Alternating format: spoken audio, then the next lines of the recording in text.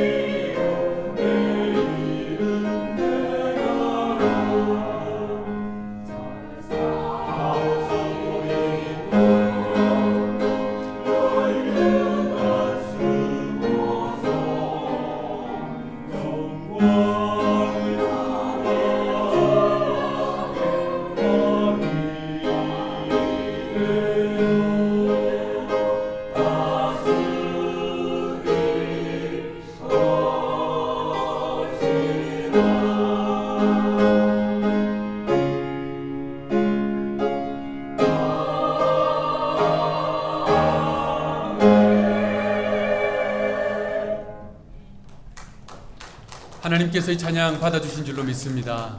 아멘. 십자가 군병들아 일어나 라는 찬양 소리를 들으면서 하마터면 벌떡 일어날 뻔했습니다. 큰 은혜 받았습니다. 우리 하나님께 영광의 박수, 또 우리 성가대 감사의 박수 다시 한번 더 하겠습니다.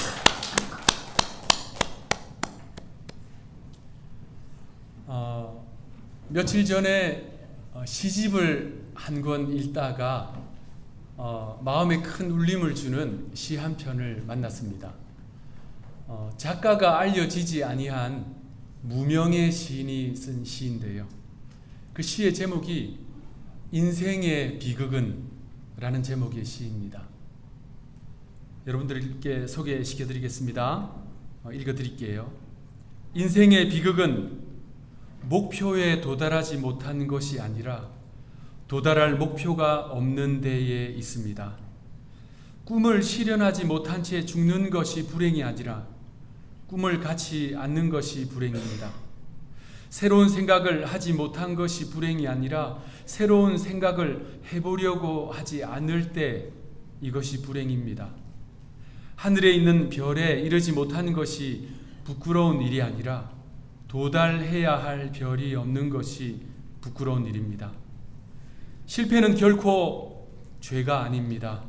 목표가 없는 것이 죄악입니다. 이 시를 읽는데 제 삶을 근본적으로 성찰해 보게 하는 그러한 시였습니다. 지금으로부터 약 2300년 전에 고대 그리스 아테네에 아주 유명한 철학자가 한 명 있었어요. 에피쿠로스라고 하는 철학자입니다. 이 에피쿠로스를 추종하는 사람들이 많았어요.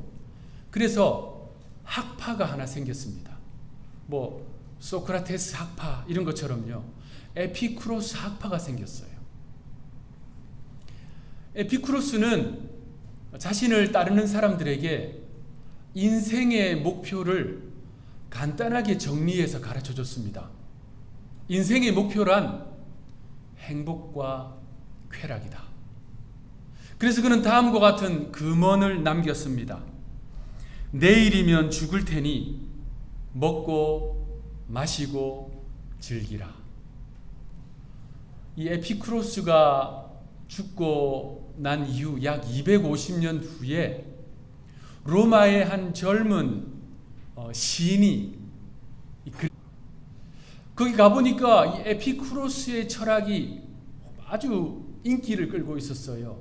그래서 그 철학을 배우고 심취합니다. 그의 이름이 호라티우스라는 시인이었어요. 그가요, 자기 나라 말 라틴어로 시를 한 편 씁니다. 그 시에 나오는 한 구절이 지금도 회자되고 있습니다. 여러분도 다 들어보셨을 거예요. 까르페 디엠. 까르페 디엠, 이 라틴어의 원래 뜻은 현재를 붙잡아라 인데요. 현재를 즐겨라 라는 말로도 해석이 됩니다. 내일은 없다. 오늘을 즐겨라. 이 까르페 디엠이 한동안 이 SNS, 소셜미디어 SNS에 프로필 글귀, 대문 글귀로 인기를 끌었습니다.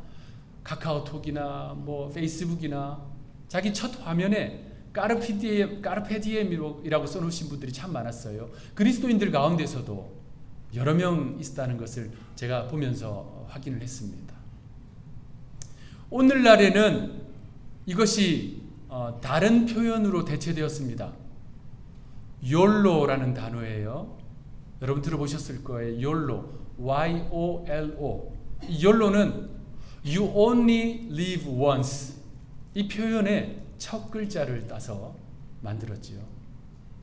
YOLO는 현대인들의 삶의 기준입니다. 우리에게 인생은 지금밖에 없다. 내일은 없다. 그러니 오늘 즐기고 오늘 행복하게 살아야 한다.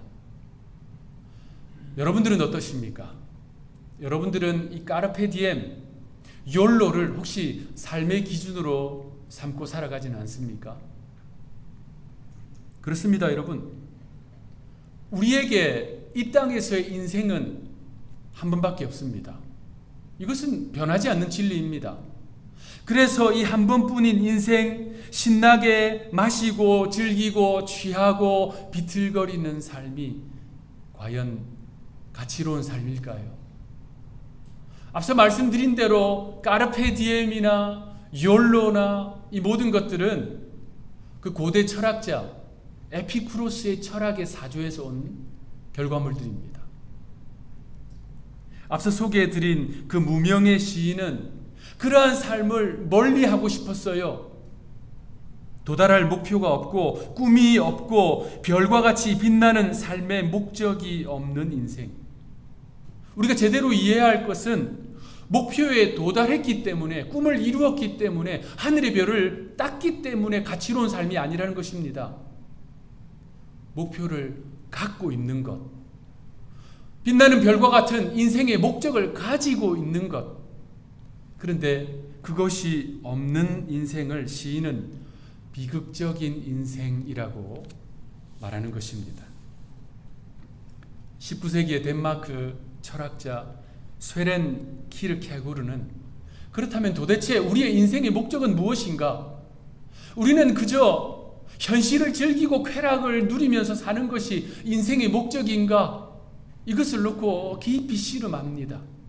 그리고 그는 자신의 그 내적 씨름의 결과를 자신의 일기에, 자신의 저널에 남겨놓습니다.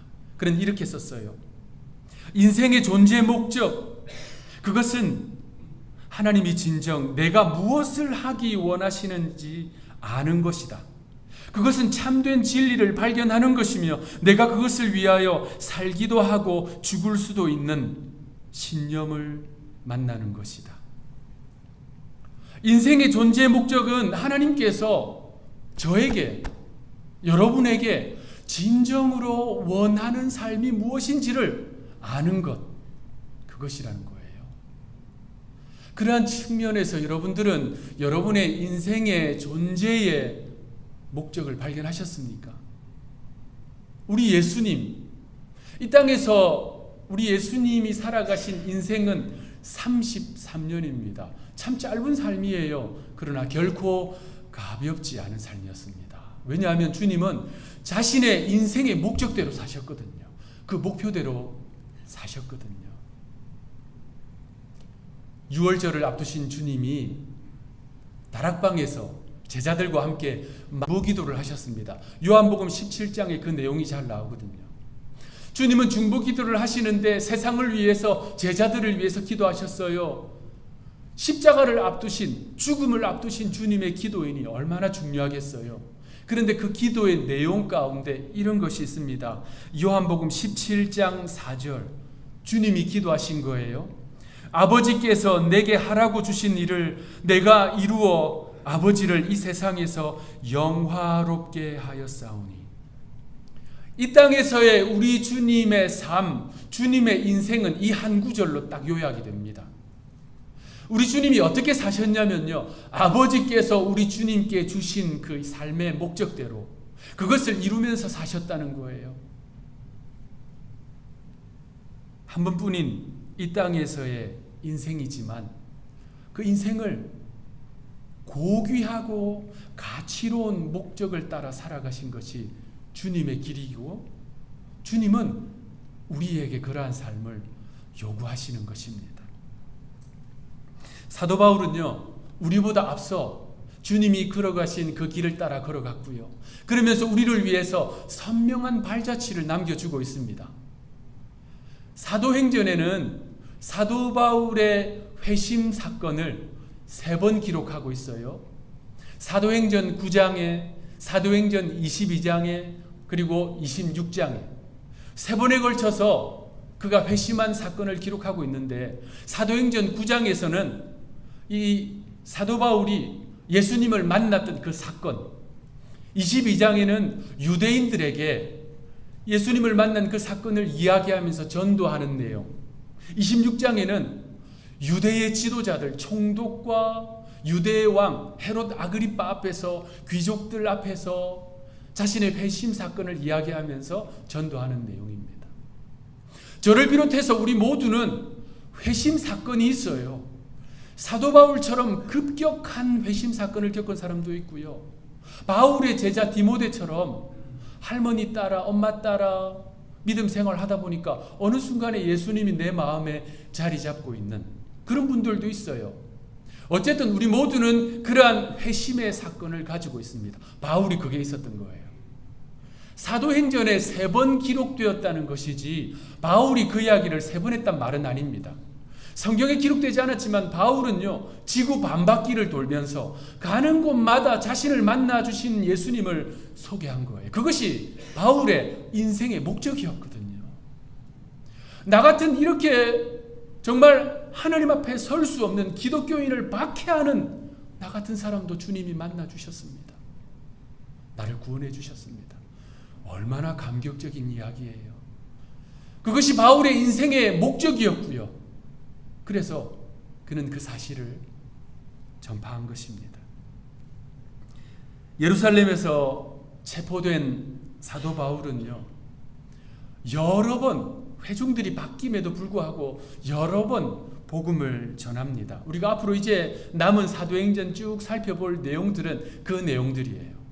지난주에 사도행전 22장을 살펴보았는데 바울이 드디어 예루살렘에서 결박되고 체포되었습니다. 그 상태로 그는 자신을 결박하고 매질한 유대인들을 향해서 복음을 전했어요. 오늘 본문 23장은 바울이 공회 앞에서 복음을 전하는 내용입니다. 24장은 바울이요, 총독 앞에서 복음을 전해요. 25장, 26장은 신임 총독과 또 유대 왕 앞에서 복음을 전합니다. 그리고 마지막 27장, 28장은 바울이 결박된 상태에서 로마 황제에게 상소합니다. 그래서 그가 로마로 압송이 돼요. 드디어 로마의 땅을 밟고 로마 사람들에게 복음을 전하는 것으로 사도행전은 마무리됩니다. 그러니까 바울은요, 자신의 생을 마감할 때까지 비틀거리지 않고 인생의 목표를 따라 꾸준히 걸어간 것입니다. 오늘 본문에 보니까 그는 공회 앞에 서서 복음을 변증합니다. 바울이 서 있는 이 공회는 그 유명한 산헤드린 공회를 말하는 거예요. 대제사장들, 유대 장로들, 바리새인들, 사두개인들 71명으로 구성된 산헤드린 공회는 당시 유대 사회, 유대 종교의 최고의 기관이었어요. 이 산헤드린 공회의 기능 중에 하나는 재판이었습니다. 그런데 지금은 로마 제국 하에 통치를 받고 있었잖아요. 그래서 사형 집행을 할 수가 없었어요. 그렇지만 사형 언도는 할 수 있었습니다. 그래서 그들이 예수님 사형 언도를 한 거예요. 물론 사형 집행은 로마가 담당을 했고요. 그런데 이들이 또 스데반 집사를 사형 언도를 내립니다. 그런데 그들이 직접 사형 집행도 해요. 그것은 불법이었어요. 로마의 통제를 받지 않고 즉시로 사형을 집행한 것입니다. 또 이 산헤드린 공회가 베드로와 요한도 태장, 매로 때릴 것을 언도를 내리고 또 집행도 합니다. 사도 바울은요, 유대교에 그 누구보다도 열심히 있었던 사람이었잖아요. 그러니까 산헤드린 공회가 얼마나 막강하고 또 잔인한 권력 집단인지 누구보다도 잘 아는 사람이었어요. 그런 그가 홀로 71명의 유대 사회 지도자들 앞에서 그리고 수많은 유대인들 앞에 섰습니다. 그리고 복음을 전했어요. 사도 바울이 산헤드린 앞에서 복음을 전하자 큰 분쟁이 일어났습니다. 얼마나 그 소란이 컸느냐면요, 로마의 장교 천부장이 즉시 군대를 보내서 바울을 빼오게 만듭니다. 오늘 본문 사도행전 23장 10절 우리 합독하겠습니다. 시작.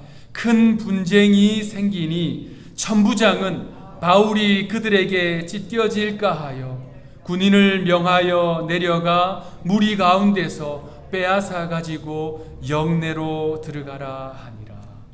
자, 여러분, 지금 이 순간에 바울의 마음이 어땠을까요? 앞서 말씀드린 대로 오늘 본문 바로 한 장 앞에 바울은 유대인들에게 결박되어 죽기 직전까지 매질을 당했습니다. 그리고 또 오늘 본문에서 산헤드린 공회 앞에 섰는데 사람들이 죽이려고 아우성을 합니다. 아무리 바울이라도 이런 상황이 반복되면 두렵지요. 공포감이 생기지 않겠습니까? 얼마나 심장이 뛰고 두려웠겠습니까? 그런데 바울에게 진짜 큰 위협이 되는 사람들이 있었어요. 그가 산헤드린 공회의에서 복음을 전하고 난 이후에 한 단체가 결성이 되었습니다. 일명 바울 암살단이에요. 바울을 죽이려는데 이 로마 군대 때문에 자꾸 실패하는 거예요. 유대인들이 바울을 억지로 결박해서 매질로 죽이려고 하는데 갑자기 로마 군대가 찾아와서 끌고 가버렸습니다. 실패했어요. 산헤드린 공회에서 또 죽이려고 하는데 또 로마 군대가 와서 또 실패했어요. 그래서 바울 암살단이 결성이 돼요. 그들은요, 바울을 죽이기까지 먹지도 않겠다, 마시지도 않겠다 라면서 서약을 한 사람들입니다. 그들이 40명이나 되었어요. 사도행전 23장 12절 13절 날이 새매 유대인들이 당을 지어 맹세하되 바울을 죽이기 전에는 먹지도 아니하고 마시지도 아니하겠다 하고 이같이 동맹한 자가 40여 명이었더라. 여러분, 제가 앞서 시를 소개해 드리면서 인생의 목적이 무엇인가 제가 말씀드렸는데 이들은 한 가지 목적을 가지고 있었어요. 그 목적을 이루겠다고 먹지도 않고 마시지도 않습니다. 이 정도의 각오와 결이면 세상에 이루지 못할 일이 뭐가 있겠습니까? 그 문제는 악한 일을 목적에 두고 열심을 내었다는 것입니다. 그들은요, 바울이 로마에 압송되기 위해 예루살렘을 떠나는 그 순간까지 수차례 그를 암살하려고 했습니다. 바울이 끌려가는 길에 미리 매복했다가 그를 죽이기 위해 노력했어요. 우리가 기억해야 할 것은 지금 바울은요, 믿음대로 살려고 발버둥치며 애쓰고 있는 상태라는 것입니다. 지금 바울은 그 옛날 불순종하고 기독교인들을 박해했던 그 바울이 아니잖아요. 바울은 지금 철학자가 한 말처럼 행복과 쾌락을 쫓아 살아가는 삶이 아닙니다. 바울은 목숨 걸고 복음을 전하려고 하고 있잖아요. 그런데 어찌 이러한 고난이 끊이지가 않습니까? 우리가 믿음 생활을 하다 보면 또 종종 우리 성도들 가운데서도 예상 못한 인생의 고난과 역경의 파도 때문에 큰 시험에 들고 낙심이 되는 분들이 있습니다.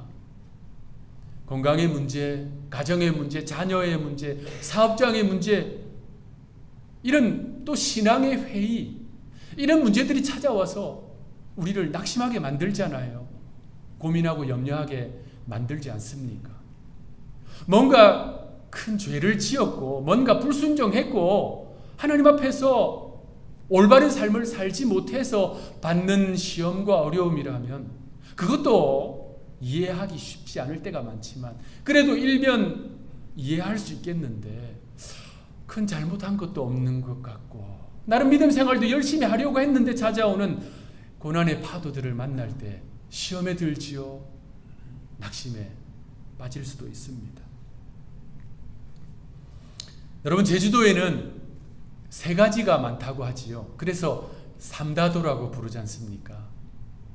얼마 전에 우리 교인 가정 가운데 제주도에 다녀오신 분이 계세요. 그곳에서 찍은 사진을 보내주셨더라고요. 제주도에 많은 것 세 가지, 바람, 돌, 여자, 이 세 가지가 많다고 합니다. 저도 한국에 있을 때 제주도를 두 차례 다녀왔거든요. 정말 바람이 많이 불더라고요. 바람이라고 하면 이 밸리도 만만치는 않은데 제주도는 섬이잖아요. 그래서 강한 바람이 자주 붑니다. 그런데 문제는 이 바람 때문에 식물이 잘 자라지 못하는 거예요. 바람이 워낙 거세게 자주 많이 부니까 뿌리를 깊게 내리지 못합니다. 식물이 시들시들해지는 거예요. 그런데 어떻게 해요? 그래도 곡식도 심어야 되고 또 채소도 심어서 먹어야 되잖아요. 그 해결 방법으로 사용하는 것이 바로 또 많은 것이 뭐라고요? 돌이에요. 제주도는요, 이 한라산이 화산 폭발하는 바람에 생긴 화강암이 지천에 널려 있잖아요. 그래서 그 화강암으로 돌담을 쌓습니다. 제주도 가보신 분들은 알겠지만 그 돌담이 아주 너무나도 많아요. 그런데 이 돌담이요, 가까이서 보신 분들은 아시겠지만 구멍이 숭숭 뚫려 있어요. 콘크리트 벽처럼, 이런 벽처럼 꽉 막혀 있지 않고 구멍이 숭숭 뚫려 있어서 그 틈 사이로 바람이 들어옵니다. 그런데 그 돌담에 지혜가 담겨 있어요. 밭이나 논 앞에 그런 콘크리트와 같은 꽉 막힌 돌담을 세워놓잖아요. 그러면 강한 바람에 결국에는 넘어진다는 거예요. 근데 구멍이 숭숭 뚫려 있으니까 그 틈 사이로 바람이 들어옵니다. 아주 적당한 바람만 들어와요. 그 바람이 식물을 더 튼튼하게 해준다는 거예요. 뿌리를 더 깊게 내리게 만들어 준다는 것입니다. 성도에게 주어지는 고난의 바람은 하나도 빠짐없이 모두 하나님의 섭리 안에 있습니다. 여러분이 경험했고 여러분이 경험하고 있고 혹시 앞으로 경험하게 될 고난의 바람이 있다면 그 하나도 하나님의 섭리를 벗어난 것이 없습니다. 하나님은 전능의 손으로 고난의 바람을 막아주십니다. 그러나 때로는 그것으로 우리의 신앙을 성장시키세요. 우리의 믿음의 뿌리가 잘 내릴 수 있도록 하시는 것입니다. 본문의 사도 바울은요, 그 고난의 바람을 온몸으로 막고 있어요. 두렵고 떨리고 걱정되고 어렵고 힘든 상황입니다. 그런데 주님은 그 바울을 홀로 내버려 두지 않으세요. 오늘 본문을 보니까 그 밤에 주님께서 바울을 찾아오십니다. 그리고 용기를 주세요. 그리고 바울의 부르심을 다시 한 번 더 확인시켜 주십니다. 오늘 본문 사도행전 23장 11절 우리 합독하겠습니다. 그날 밤에 주께서 바울 곁에 서서 이르시되 담대하라. 네가 예루살렘에서 나의 일을 증언한 것 같이 로마에서도 증언하여야 하리라 하시니라. 두려운 바울, 고통스러운 그 바울에게 주님이 찾아오셨어요. 바울아, 담대하라. 먼저 용기를 주셨습니다. 그리고 바울의 부르심, 인생의 목표, 그의 삶의 중요한 그 기준, 그것을 다시 한 번 더 확인시켜 주세요. 너는 복음의 증언자다. 예루살렘에서 한 것처럼 로마에 가서도 해야 한다. 여러분, 바울은요, 이 사실을 잊지 않아요. 이 부르심을, 이 자신의 인생의 목표를 상실하지 않습니다. 그래서 이제 장차 가게 될 로마를 향해서 먼저 편지를 써요. 로마에 있는 그리스도인들을 향해서 편지를 씁니다. 그것이 로마서예요. 그 로마서가 이렇게 시작됩니다. 로마서 1장 1절 예수 그리스도의 종 바울은 사도로 부르심을 받아 하나님의 복음을 위하여 택정함을 입었으니, 예수 그리스도의 종으로 사도로 부르심을 받고 택정함을 받은 분명한 이유는 복음의 증언자가 되라고. 여러분들이 하나님의 자녀로 그리스도인으로 한우리교회 성도로 부르심을 받은 분명한 이유는 복음의 증언자가 되라고. 말씀을 마무리하겠습니다. 제가 오늘 설교를 시작하면서 언급한 까르페 디엠, 욜로, 이러한 가치, 오늘을 즐기자, 오늘 행복을 위해, 쾌락을 위해 살아가자 라고 하는 이 가치는 고대 그리스의 철학자 에피쿠로스의 철학에 뿌리를 두고 있다라고 말씀드렸습니다. 사도행전 17장에 보면요, 우리가 이미 살펴봤는데 사도 바울이 그리스 아테네를 방문합니다. 그가 그곳에서 그 에피쿠로스의 제자들을 만나요. 그리고 그들에게 복음을 전합니다. 사도행전 17장 18절. 어떤 에피쿠로스와 스토아 철학자들도 바울과 쟁론할세 어떤 사람은 이르되 이 말쟁이가 무슨 말을 하고자 하느냐 하고 어떤 사람은 이르되 이방신들을 전하는 사람인가 보다 하니 이는 바울이 예수와 부활을 전하기 때문이라. 바울이 갔던 그 시대에도 여전히 에피쿠로스 학파의 철학자들이 즐비했어요. 그래서 그들을 만나고 바울이 다음과 같이 복음을 전합니다. 사도행전 17장 30절 31절. 알지 못하던 시대에는 하나님이 간과하셨거니와 이제는 어디든지 사람에게 다 명하사 회개하라 하셨으니 이는 정하신 사람으로 하여금 천하를 공의로 심판하실 날을 작정하시고 이에 그를 죽은 자 가운데서 다시 살리신 것으로 모든 사람에게 믿을 만한 증거를 주셨음이니라 하니라. 바울이 그들에게요 가감없이 예수와 부활을 선포했습니다. 바울은 인생의 진정한 존재 목적을 알지 못하고 그저 행복과 쾌락을 쫓아가는 그들을 향해서 회개를 촉구했습니다. 복음의 증언자가 되었습니다.